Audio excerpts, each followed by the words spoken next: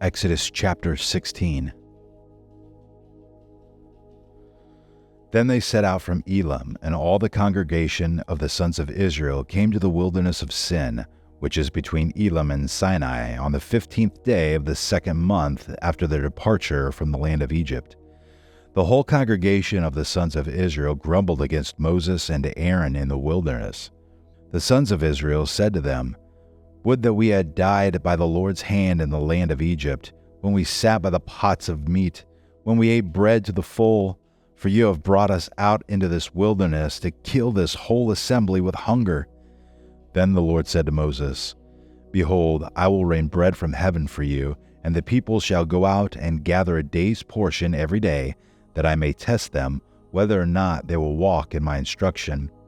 On the 6th day, when they prepare what they bring in, it will be twice as much as they gather daily."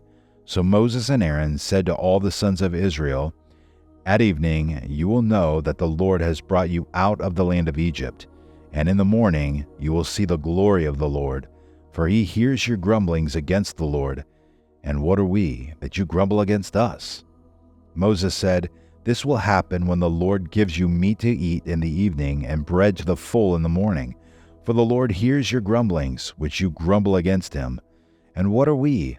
Your grumblings are not against us, but against the Lord." Then Moses said to Aaron, "Say to all the congregation of the sons of Israel, 'Come near before the Lord, for he has heard your grumblings.'"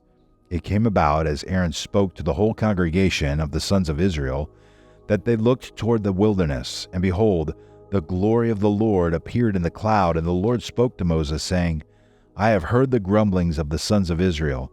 Speak to them, saying, At twilight you shall eat meat, and in the morning you shall be filled with bread, and you shall know that I am the Lord your God." So it came about at evening that the quails came up and covered the camp, and in the morning there was a layer of dew around the camp. When the layer of dew evaporated, behold, on the surface of the wilderness there was a fine flake-like thing, fine as the frost on the ground. When the sons of Israel saw it, they said to one another, "What is it?" For they did not know what it was. And Moses said to them, "It is the bread which the Lord has given you to eat. This is what the Lord has commanded. Gather of it every man as much as he should eat. You shall take an omer apiece according to the number of persons each of you has in his tent." The sons of Israel did so, and some gathered much, and some little. When they measured it with an omer, he who had gathered much had no excess, and he who had gathered little had no lack. Every man gathered as much as he should eat. Moses said to them, "Let no man leave any of it until the morning." But they did not listen to Moses, and some left part of it until morning. And it bred worms and became foul, and Moses was angry with them. They gathered it morning by morning, every man as much as he should eat. But when the sun grew hot, it would melt. Now on the 6th day they gathered twice as much bread, 2 omers for each one. When all the leaders of the congregation came and told Moses, then he said to them, "This is what the Lord meant. Tomorrow is a Sabbath observance, a holy Sabbath to the Lord. Bake what you will bake, and boil what you will boil, and all that is left over put aside to be kept until morning." So they put it aside until morning, as Moses had ordered, and it did not become foul, nor was there any worm in it. Moses said, "Eat it today, for today is the Sabbath to the Lord. Today you will not find it in the field. 6 days you shall gather it, but on the 7th day, the Sabbath, there will be none." It came about on the 7th day that some of the people went out to gather, but they found none. Then the Lord said to Moses, "How long do you refuse to keep my commandments and my instructions? See, the Lord has given you the Sabbath, therefore he gives you bread for 2 days on the 6th day. Remain every man in his place. Let no man go out of his place on the 7th day." So the people rested on the 7th day.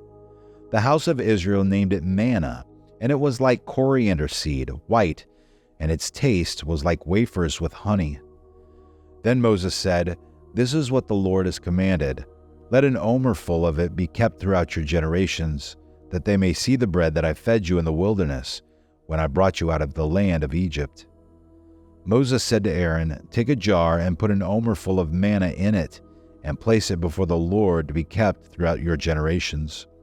As the Lord commanded Moses, so Aaron placed it before the testimony to be kept. The sons of Israel ate the manna 40 years until they came to an inhabited land. They ate the manna until they came to the border of the land of Canaan. Now an omer is a tenth of an ephah. Exodus chapter 17. Then all the congregation of the sons of Israel journeyed by stages from the wilderness of Sin, according to the command of the Lord, encamped at Rephidim, and there was no water for the people to drink. Therefore the people quarreled with Moses and said, "Give us water that we may drink." And Moses said to them, "Why do you quarrel with me? Why do you test the Lord?" But the people thirsted there for water, and they grumbled against Moses and said, "Why now have you brought us up from Egypt to kill us and our children and our livestock with thirst?" So Moses cried out to the Lord, saying, "What shall I do to this people? A little more, and they will stone me." Then the Lord said to Moses, "Pass before the people and take with you some of the elders of Israel, and take in your hand your staff with which you struck the Nile, and go. Behold, I will stand before you there on the rock at Horeb, and you shall strike the rock, and water will come out of it, that the people may drink." And Moses did so in the sight of the elders of Israel. He named the place Massah and Meribah because of the quarrel of the sons of Israel, and because they tested the Lord, saying, "Is the Lord among us or not?" Then Amalek came and fought against Israel at Rephidim. So Moses said to Joshua, "Choose men for us, and go out, fight against Amalek. Tomorrow I will station myself on top of the hill with the staff of God in my hand." Joshua did as Moses told him, and fought against Amalek. And Moses, Aaron, and Hur went up to the top of the hill. So it came about, when Moses held his hand up, that Israel prevailed, and when he let his hand down, Amalek prevailed. But Moses' hands were heavy. Then they took a stone and put it under him, and he sat on it. And Aaron and Hur supported his hands, one on one side and one on the other. Thus his hands were steady until the sun set. So Joshua overwhelmed Amalek and his people with the edge of the sword. Then the Lord said to Moses, "Write this in a book as a memorial, and recite it to Joshua, that I will utterly blot out the memory of Amalek from under heaven." Moses built an altar and named it, "The Lord is my banner." And he said, "The Lord has sworn, the Lord will have power against Amalek from generation to generation." Exodus chapter 18. Now Jethro, the priest of Midian, Moses' father-in-law, heard of all that God had done for Moses and for Israel his people, how the Lord had brought Israel out of Egypt. Jethro, Moses' father-in-law, took Moses' wife Zipporah, after he had sent her away, and her 2 sons, of whom one was named Gershom, for Moses said, "I have been a sojourner in a foreign land." The other was named Eleazar, for he said, "The God of my father was my help, and delivered me from the sword of Pharaoh." Then Jethro, Moses' father-in-law, came with his sons and his wife to Moses in the wilderness, where he was camped, at the mount of God.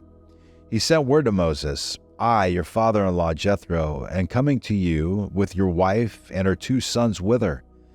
Then Moses went out to meet his father-in-law, and he bowed down and kissed him, and they asked each other of their welfare and went into the tent.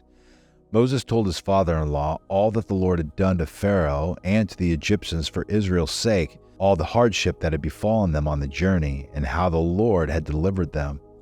Jethro rejoiced over all the goodness which the Lord had done to Israel, in delivering them from the hand of the Egyptians. So Jethro said, "Blessed be the Lord who delivered you from the hand of the Egyptians and from the hand of Pharaoh, and who delivered the people from under the hand of the Egyptians. Now I know that the Lord is greater than all the gods. Indeed, it was proven when they dealt proudly against the people." Then Jethro, Moses' father-in-law, took a burnt offering and sacrifices for God, and Aaron came with all the elders of Israel to eat a meal with Moses' father-in-law before God. It came about the next day that Moses sat to judge the people, and the people stood about Moses from the morning until the evening. Now when Moses' father-in-law saw that all he was doing for the people, he said, "What is this thing that you are doing for the people? Why do you alone sit as judge, and all the people stand about you from morning until evening?" Moses said to his father-in-law, because the people come to me to inquire of God.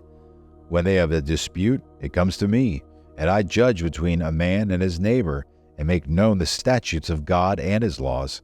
Moses' father-in-law said to him, "The thing that you are doing is not good. You will surely wear out both yourself and these people who are with you, for the task is too heavy for you. You cannot do it alone. Now listen to me. I will give you counsel, and God be with you. You be the people's representative before God, and you bring the disputes to God. Then teach them the statutes and the laws, and make known to them the way in which they are to walk, and the work they are to do. Furthermore, you shall select out of all the people able men who fear God, men of truth, those who hate dishonest gain, and you shall place these over them as leaders of thousands, of hundreds, of fifties, and of tens. Let them judge the people at all times, and let it be that every major dispute they will bring to you, but every minor dispute they themselves will judge. So it will be easier for you, and they will bear the burden with you. If you do this thing and God so commands you, then you will be able to endure, and all these people also will go to their place in peace." So Moses listened to his father-in-law and did all that he had said. Moses chose able men out of all of Israel and made them heads over the people, leaders of thousands, of hundreds, of fifties, and of tens. They judged the people at all times. The difficult dispute they would bring to Moses, but every minor dispute they themselves would judge. Then Moses bade his father-in-law farewell, and he went his way into his own land.